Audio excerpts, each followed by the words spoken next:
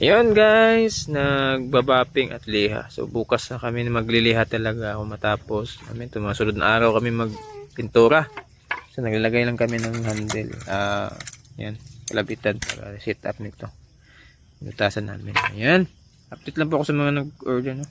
May mechanism po ito yung mga ordinary doon sa unahan.